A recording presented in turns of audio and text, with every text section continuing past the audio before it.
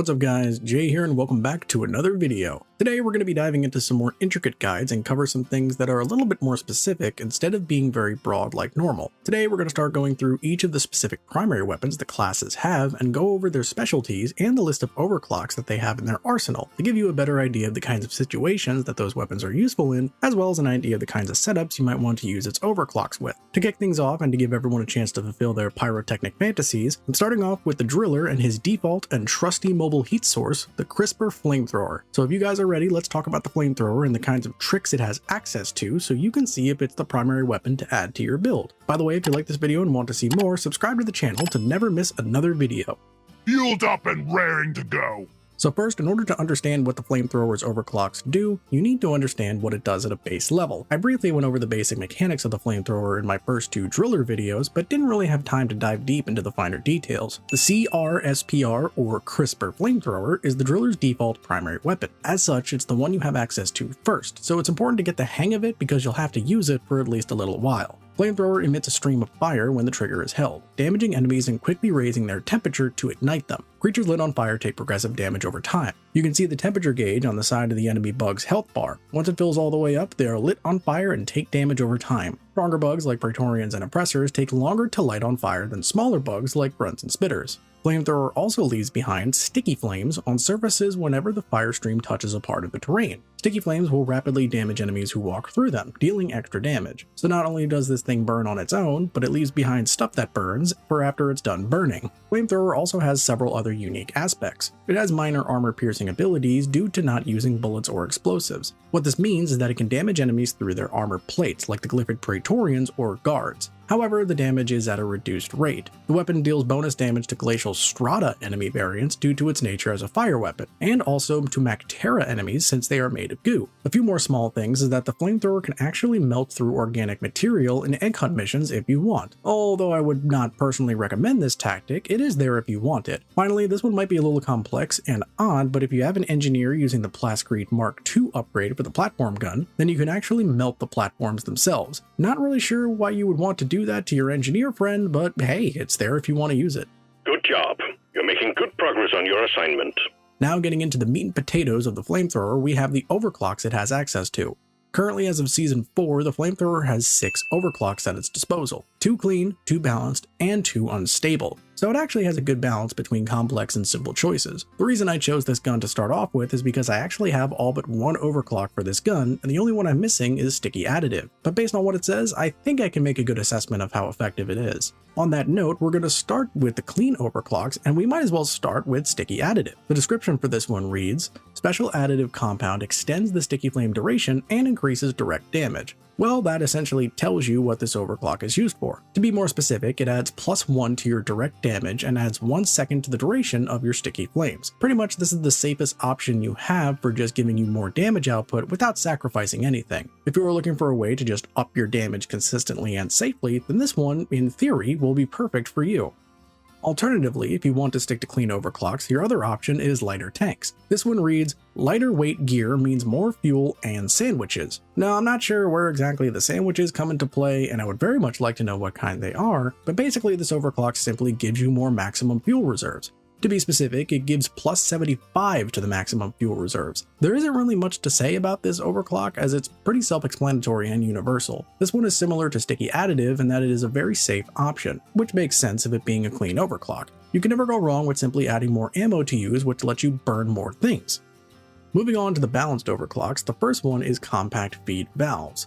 This one reads, "The smaller mechanism allows for greater tank capacity and more fuel at the cost of reload speed and operational range." The description for this one is pretty accurate, as you gain +25 to the tank capacity and +75 to your maximum fuel reserves, which is the same value as lighter tanks. The drawback, however, is that you have -2 meters of the flame's range and an extra 0.2 seconds of reload time. So going through this overclock piece by piece, the extra ammo reserves are always nice to have, at least in my opinion. This increase in ammo is offset by the decrease in effective range, which doesn't seem like it would be too limiting with it only being 2 meters. However, it can be surprisingly hard to adjust when you are used to the normal operating range that the flamethrower normally has. The longer reload is annoying, but not too bad once you get used to it. In summary, this overclock makes the flamethrower even more adept at close range combat than normal. If you're using this one, you need to be more up close and personal with the bugs to get the most effectiveness. Pairing this overclock with the Heat Radiance mod can be very useful since you'll be up close and personal to get the full effectiveness of heat. Essentially, just hug the bugs and keep them warm with your body heat.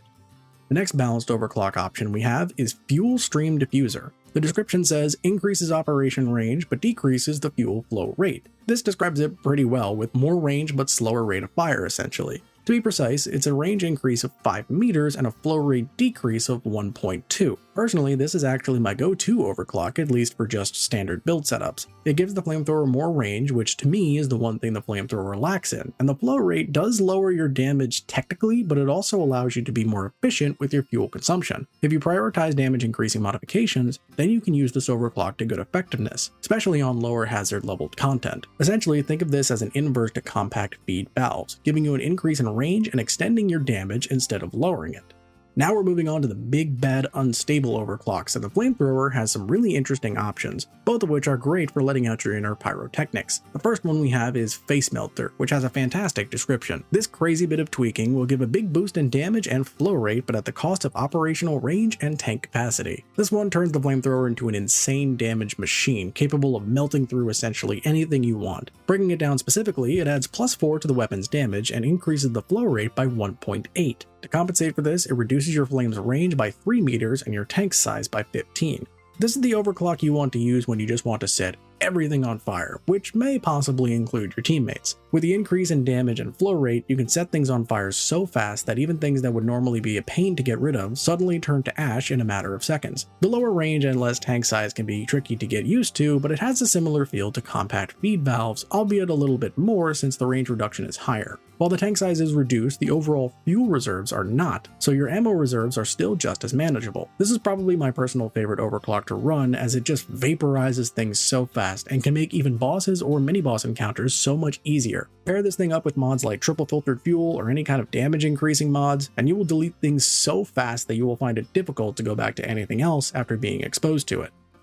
The last unstable overclock option is Sticky Fuel. The description says, special fuel mixture extends the duration and damage of sticky flames, but at the cost of tank capacity and total fuel. In essence, this overclock makes your sticky flames even more deadly and destructive. Stat change wise, it increases the sticky flames DPS by 10 and also increases the duration of sticky flames by 6 seconds. Essentially, it doubles the sticky flames power by adding a second damage over time effect, giving it insane damage potential. It does however cut your ammo significantly by reducing your tank capacity by 25 and your maximum fuel reserves by 75, meaning you need to be a bit more aware of your ammo consumption. You can offset this a little bit by using modifications, but you won't really need to worry as much because you really just need to do enough damage to apply the sticky flames, and then they will do everything else for you. This overclock honestly has a similar power to Face Melter, albeit in a slightly different way. The sticky flames can do insane damage and can make handling tough enemies a much easier task. Quickly applying sticky flames to an oppressor or praetorian can be very useful at softening it up for your allies. However, it isn't quite as fast at killing as Face Melter since it's not doing direct damage but damage over time. When comparing it to Face Melter, you really can't go wrong with either one. If it ain't drillable, it's probably flammable. So with all these overclocks a bit more explained, hopefully you now have a better idea of how to use the flamethrower to great effect. Flamethrower is fantastic at area of effect control and heavy damage over time. Using it to sweep large swarms or keep constant damage on high value targets are where it shines the most. If you are running the flamethrower, you have a weapon capable of throwing high damage out very effectively and in very high amounts. Just be careful you don't hit your allies too much. I know it can be tempting since you want your allies to be warm and toasty, but they will appreciate the light show of seeing all the bugs light up like a Christmas tree. Well, there you have a rundown of the flamethrower and the overclocks it has access to, and how you can use them to great effect. Now you can decide if the flamethrower is the right primary to add to your build. But let's be honest, it probably is, because who doesn't like just setting everything ablaze? If you guys liked this and want to see more videos covering the weapons overclocks, let me know down below. Anyway, I hope you guys found this video helpful. Please be sure to give it a like because it tells me what types of videos you guys want to see. Thank you guys for watching, and I'll see you next time for another video.